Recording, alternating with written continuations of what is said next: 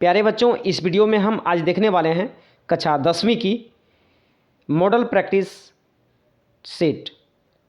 ये set number 2 है, जिसमें आज हम डिस्कस करने वाले हैं सभी इम्पोर्टेंट प्रश्न को, है ना, जो कि आपके परीक्षा की दृष्टि से बड़ा ही इम्पोर्टेंट है।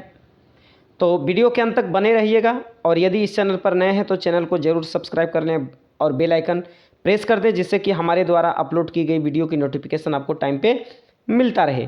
तो चलिए देखिए, अगर आप इसका पहला पार्ट नहीं देखे हैं तो वीडियो के डिस्क्रिप्शन में उसका लिंक है, या तो फिर आप प्लेलिस्ट में भी जाकर देख सकते हैं। ये हमारा आज का सोशल साइंस यानी कि सामाजिक विज्ञान का दूसरा सेट है, मॉडल प्रैक्टिस सेट। तो चलिए देखिए, आज का मेरा पहला प्रश्न है आपके सामने कि हिटलर का जन्म कहाँ हुआ था। ऑप्शन आपके सामने है, जर्मनी, इटली, जापान, ऑस्ट्रिया। तो देखिए, हिटलर का जन्म जर्मनी में हुआ था। चलिए अगला प्रश्न देखते हैं। अगला प्रश्न आपके सामने है कि नाजी पार्टी का प्रतीक चिन्ह क्या था। ऑप्शन आपके सामने है, लाल झंडा, स्वास्तिक, ब्लैक शर्ट, कबूतर। तो देखिए, इसका करेक्ट आंसर होगा ऑप्शन बी, स्वास्तिक। चलिए अगला प्रश्न देखते हैं कि मीन कैंप किसकी रचना है। ऑप्शन आपके सामने है, मुसोलिनी, हिटलर, हिंडेनबर्ग, स्ट्रेट्समैन। तो देखिए, इसका करेक्ट आंसर होगा ऑप्शन बी, हिटलर। चलिए अगला प्रश्न आपके सामने है कि जर्मनी का प्रमुख औद्योगिक क्षेत्र था। ऑप्शन आपके सामने है, अल्सस लॉरेन, दूसरा ऑप्शन है रूर, तीसरा है इवानोव, चौथा ऑप्शन आपके सामने है बर्लिन। तो देखिए, इसका करेक्ट आंसर होगा ऑप्शन बी, रूर। चलिए अब अगला प्रश्न देखते हैं। अगला प्रश्न आपके सामने है कि जर्मनी की मुद्रा का नाम क्या था। ऑप्शन आपके सामने है, डॉलर, पाउंड, मार्क, रूबल। तो देखिए, इसका करेक्ट आंसर होगा मार्क। चलिए अगला प्रश्न है आपके सामने कि अंकोर वाट का मंदिर कहाँ स्थित है। अंकोर वाट का मंदिर कहाँ स्थित है। तो देखिए, ऑप्शन आपके सामने है, वियतनाम, थाईलैंड, लाओस, कंबोडिया। तो इसका करेक्ट आंसर होगा ऑप्शन डी, कंबोडिया। चलिए अब अगला प्रश्न देखते हैं। अगला प्रश्न आपके सामने है, वैज्ञानिक समाजवाद की अवधारणा का प्रतिपादन किसने किया। ऑप्शन आपके सामने है, रॉबर्ट ओवन, कार्ल मार्क्स, तीसरा ऑप्शन है लाला लाजपत राय, चौथा ऑप्शन है लुई ब्लॉन्क। तो देखिए, इसका करेक्ट आंसर होगा ऑप्शन बी, कार्ल मार्क्स। चलिए अब अगला देखते हैं प्रश्न। अगला प्रश्न आपके सामने है कि विश्व में सर्वप्रथम मुद्रण की शुरुआत कहाँ हुई। ऑप्शन आपके सामने है, भारत, जापान, चीन, अमेरिका। तो इसका करेक्ट आंसर होगा ऑप्शन सी, चीन। चलिए अब अगला प्रश्न देखते हैं। अगला प्रश्न आपके सामने है, मेजिनी का संबंध किस संगठन से था। ऑप्शन आपके सामने है, लाल सेना, कार्बोनरी, फिलिक, हेटारिया, डायट। तो इसका करेक्ट आंसर होगा ऑप्शन बी, कार्बोनरी। चलिए अब अगला प्रश्न देखते हैं कि साम्यवादी शासन का पहला प्रयोग कहाँ हुआ था। ऑप्शन आपके सामने है, रूस, चीन, भारत, इंग्लैंड। तो इसका करेक्ट आंसर होगा ऑप्शन ए, रूस। चलिए अब अगला प्रश्न देखते हैं कि काली मिट्टी का दूसरा नाम क्या है। ऑप्शन आपके सामने है, रेगुर, बलुई, लाल या पर्वतीय। तो इसका करेक्ट आंसर होगा, काली मिट्टी का दूसरा नाम रेगुर मिट्टी है। ठीक है, चलिए, और काली मिट्टी में कपास की खेती भी होती है, इसे भी आप याद रखेंगे। कभी प्रश्न ऐसा भी बनता है कि कपास की खेती किस मिट्टी में की जाती है? तो वो काली मिट्टी में की जाती है। चलिए अब अगला प्रश्न देखते हैं। अगला प्रश्न आपके सामने है कि किस राज्य में खनिज तेल का विशाल भंडार है? ऑप्शन आपके सामने है असम, राजस्थान, बिहार, तमिलनाडु। तो देखिए इसका करेक्ट आंसर होगा ऑप्शन ए असम। चलिए अब अगला प्रश्न देखते हैं कि उत्पादन का निष्क्रिय साधन क्या है? श्रम, संगठन, साहसी या भूमि? तो इसका करेक्ट आंसर होगा ऑप्शन ए श्रम। चलिए अगला प्रश्न देखते हैं कि निम्नलिखित में से भूमि की विशेषता कौन सी है? ऑप्शन आपके सामने है वह नाशवान है, वह मनुष्य निर्मित है, और ऑप्शन तीसरा है उसमें गतिशीलता का अभाव है, ऑप्शन चौथा है उसमें समान उर्वरता है। तो इसका करेक्ट आंसर होगा ऑप्शन ए वह नाशवान है।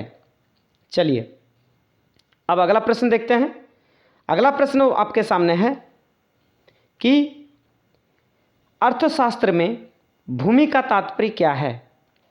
ऑप्शन आपके सामने है प्राकृतिक प्रदत्त सभी निःशुल्क वस्तुएं या जमीन की ऊपरी सतह, तीसरा ऑप्शन है जमीन की निचली सतह, और चौथा ऑप्शन आपके सामने केवल खनिज संपत्ति।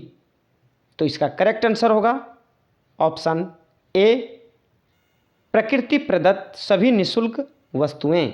चलिए अब अगला प्रश्न देखते हैं कि निम्नलिखित में से कौन उत्पादक है? बढ़ई, भिखारी, ठग, शराबी? तो देखिए इसका करेक्ट आंसर होगा बढ़ई। ठीक है ना। चलिए अब अगला प्रश्न देखते हैं। अगला प्रश्न आपके सामने है कि उत्पादन का साधन है। ऑप्शन आपके सामने है वितरण, श्रम, विनिमय, उपभोग। तो इसका करेक्ट आंसर होगा ऑप्शन बी श्रम। चलिए अब देखिए अगला प्रश्न देखते हैं। अगला प्रश्न आपके सामने है कि निम्नलिखित में कौन उत्पादन का साधन नहीं है? ऑप्शन आपके सामने है संगठन, उद्यम, पूंजी, उपभोग। तो इसका करेक्ट आंसर होगा ऑप्शन ए संगठन। चलिए अब अगला प्रश्न देखते हैं कि निम्नलिखित में कौन पूंजी है? ऑप्शन आपके सामने है फटा हुआ वस्त्र, किसान का हल, बिना व्यवहार में लाई जाने वाली मशीन, घर के बाहर पड़ा पत्थर। तो इसका करेक्ट आंसर होगा ऑप्शन बी किसान का हल। चलिए अब अगला प्रश्न देखते हैं कि जो व्यक्ति व्यवसाय में जोखिम का वहन करता है उसे कहते हैं व्यवस्थापक, पूंजीपति, साहसी, संचालक मंडल। तो इसका करेक्ट आंसर होगा ऑप्शन सी साहसी। चलिए अगला प्रश्न देखते हैं। अगला प्रश्न आपके सामने है कि लोकतांत्रिक देश में जनप्रतिनिधियों की सभा होती है जिसे भारत में कहा जाता है, क्या कहते हैं? ऑप्शन आपके सामने है कांग्रेस, संसद, डायट या ड्यूमा। ऑप्शन बी संसद। चलिए अगला प्रश्न देखते हैं कि लोकसभा को कहा जाता है प्रथम सदन, द्वितीय सदन, तृतीय सदन या चतुर्थ सदन। तो इसका करेक्ट आंसर होगा ऑप्शन ए। चलिए अगला प्रश्न आपके सामने है कि राज्यसभा को कहा जाता है प्रथम सदन, द्वितीय सदन, तृतीय सदन या चतुर्थ सदन। तो देखिए राज्यसभा को कहते हैं। अब अगला प्रश्न देखते हैं। अगला प्रश्न आपके सामने है कि संसद के कितने सदन हैं? 3, 4, 5 या 2। तो इसका करेक्ट आंसर होगा ऑप्शन ए संसद के 3 सदन हैं, लोकसभा, राज्यसभा और राष्ट्रपति। चलिए अगला प्रश्न देखते हैं। अगला प्रश्न आपके सामने है कि बिहार विधान परिषद में वर्तमान में कितने सदस्य हैं। ऑप्शन आपके सामने है 70, 75, 80, 90। तो इसका करेक्ट आंसर होगा ऑप्शन बी 75। चलिए अब अगला प्रश्न देखते हैं। अगला प्रश्न आपके सामने है कि संविधान सभा के अध्यक्ष कौन थे। ऑप्शन आपके सामने है मोतीलाल नेहरू, गांधी जी, राजेंद्र प्रसाद, सरोजनी नायडू। तो देखिए इसका करेक्ट आंसर होगा ऑप्शन सी डॉक्टर राजेंद्र प्रसाद, है ना। संविधान सभा के अध्यक्ष कौन थे? डॉक्टर राजेंद्र प्रसाद। इन्हें आप याद रखेंगे। देखिए यहाँ से कुछ और भी प्रश्न बनते हैं। अगर प्रारूप अध्यक्ष बोले तो होगा भीमराव अंबेडकर, है ना, प्रारूप अध्यक्ष बोले तो। और यदि अस्थाई अध्यक्ष बोले या सिर्फ अध्यक्ष बोले तो आपका आंसर होगा डॉक्टर राजेंद्र प्रसाद। और यदि अस्थाई अध्यक्ष बोले तो आपका आंसर होगा डॉक्टर सच्चिदानंद सिन्हा। ठीक है। चलिए अब देखिए अगला प्रश्न देखते हैं कि प्रारूप कमेटी के अध्यक्ष कौन थे। ऑप्शन आपके सामने है BR अम्बेडकर, राजेंद्र प्रसाद, जवाहरलाल नेहरू या गांधी जी। तो देखिए इसका करेक्ट आंसर होगा, अभी मैंने बताया भी था आपको कि प्रारूप, है ना, समिति या कमेटी का अध्यक्ष अगर बोले तो क्या होगा ऑप्शन। इसका ऑप्शन होने वाला है ए, है ना, BR अम्बेडकर। चलिए अब देखिए अगला प्रश्न देखते हैं। अगला प्रश्न आपके सामने है कि हिंदू महासभा के सदस्य कौन थे। ऑप्शन आपके सामने है अब्दुल कलाम आज़ाद, महात्मा गांधी, जवाहरलाल नेहरू, श्यामा प्रसाद मुखर्जी। तो देखिए इसका करेक्ट आंसर होगा ऑप्शन सी जवाहरलाल नेहरू। चलिए अब अगला प्रश्न देखते हैं। अगला प्रश्न आपके सामने है कि भारतीय संविधान के निर्माण में कितना समय लगा था। 2 वर्ष 11 महीना 18 दिन। दूसरा ऑप्शन है 3 वर्ष 11 महीना 10 दिन। और तीसरा ऑप्शन आपके सामने है कि 4 वर्ष 11 महीना 20 दिन। और चौथा ऑप्शन आपके सामने है कि 5 वर्ष 11 महीना 18 दिन। तो देखिए इसका करेक्ट आंसर होगा ऑप्शन ए 2 वर्ष 11 महीना 18 दिन। चलिए अगला प्रश्न देखते हैं। अगला प्रश्न आपके सामने है कि उपभोक्ता द्वारा शिकायत करने के लिए आवेदन शुल्क कितना लगता है। ऑप्शन आपके सामने है 50 रुपये, 10 रुपये, 70 रुपये और 30। और चौथा ऑप्शन आपके सामने है कि इनमें से कोई नहीं। तो देखिए उपभोक्ता शिकायत करने के लिए निःशुल्क है, इसीलिए इस अनुसार से आपका जो ऑप्शन होगा वो होगा डी, इनमें से कोई नहीं। ठीक है। चलिए अब अगला प्रश्न देखते हैं कि भारत में किस राज्य का प्रति व्यक्ति आय सर्वाधिक है। ऑप्शन आपके सामने है बिहार, पंजाब, गोवा, हरियाणा। तो इसका करेक्ट आंसर होगा ऑप्शन सी गोवा। ठीक है। चलिए अब अगला प्रश्न देखते हैं। अगला प्रश्न आपके सामने है कि किस क्षेत्र को द्वितीयक क्षेत्र कहा जाता है। ऑप्शन आपके सामने है सेवा, कृषि, उद्योग, आय। तो देखिए कृषि क्षेत्र को हम प्रथम क्षेत्र के नाम से जानते हैं। ठीक है। और द्वितीयक क्षेत्र को कहते हैं उद्योग क्षेत्र। और तृतीयक क्षेत्र अगर पूछे वो हो जाएगा सेवा क्षेत्र। तो यहाँ पे आपको पूछा जा रहा है कि द्वितीयक क्षेत्र कौन है। तो देखिए द्वितीयक क्षेत्र हो जाएगा उद्योग क्षेत्र। ठीक है ना। चलिए अब अगला प्रश्न देखते हैं कि भारत में वित्तीय वर्ष होता है 1 जनवरी से 31 दिसंबर तक। दूसरा ऑप्शन है 1 जुलाई से 30 जून तक।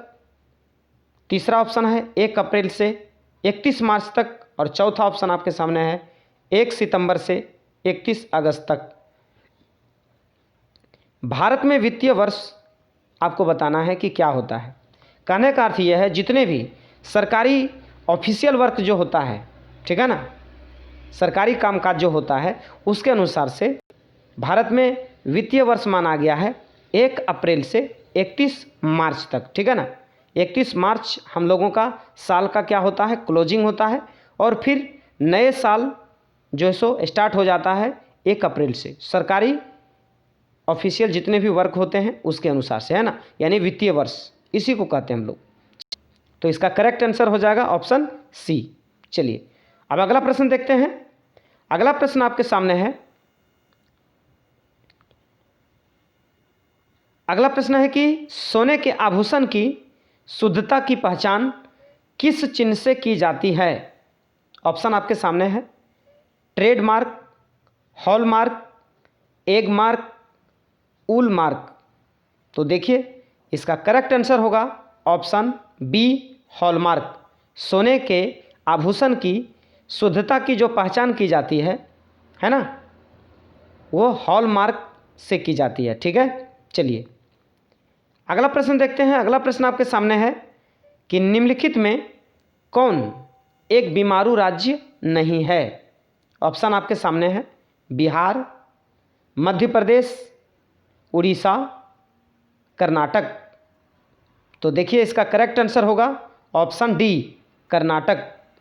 चलिए अगला प्रश्न आपके सामने है कि वाणिज्य बैंकों का राष्ट्रीयकरण कब हुआ था। ऑप्शन आपके सामने है, 1966, 1969 में, 1980 में, 1975 में। तो देखिए इसका करेक्ट आंसर होगा ऑप्शन बी, 1969 में। चलिए अब अगला प्रश्न देखते हैं। अगला प्रश्न आपके सामने है कि वैश्वीकरण के मुख्य कितने अंग होते हैं। ऑप्शन आपके सामने है, 1, 2, 5, 4। तो देखिए इसका करेक्ट आंसर होगा ऑप्शन सी, 5, ठीक है। चलिए अगला प्रश्न देखते हैं कि भारत उपभोक्ता संरक्षण अधिनियम की घोषणा कब हुई। भारत उपभोक्ता संरक्षण अधिनियम की घोषणा कब हुई। तो इसका ऑप्शन आपके सामने है, 1986, 1980, 1984, 1988। तो देखिए इसका करेक्ट आंसर होगा ऑप्शन ए, 1986। चलिए अगला प्रश्न देखते हैं कि बिहार की सबसे बड़ी त्रासदी क्या है। ऑप्शन आपके सामने है, भूस्खलन, चक्रवात, बाढ़, सुखाड़। तो देखिए इसका सही आंसर होगा ऑप्शन बी, चक्रवात। चलिए अगला प्रश्न आपके सामने है कि निम्नलिखित में से सुनामी का मुख्य कारण क्या है। समुद्री भूकंप, ज्वार भाटा, समुद्री जल का बढ़ना, जहाज़ों का आवागमन। तो देखिए इसका करेक्ट आंसर होगा ऑप्शन ए, समुद्री भूकंप, ठीक है ना। सुनामी का मुख्य कारण है समुद्री भूकंप। चलिए अब देखिए अगला प्रश्न देखते हैं। अगला प्रश्न आपके सामने है कि वियतनाम में रहने वाले फ्रांसीसी नागरिकों को क्या कहा जाता था। ऑप्शन आपके सामने है, सिलोन, मिलोन, कोलोन, विलेन। तो इसका करेक्ट आंसर होगा ऑप्शन सी, कोलोन। चलिए अगला प्रश्न देखते हैं कि जालियांवाला बाग हत्याकांड के उपरांत किसका गठन किया गया था। ऑप्शन आपके सामने है, डायर समिति, मॉन्टेग्यू समिति, चेम्सफोर्ड समिति, हंटर समिति।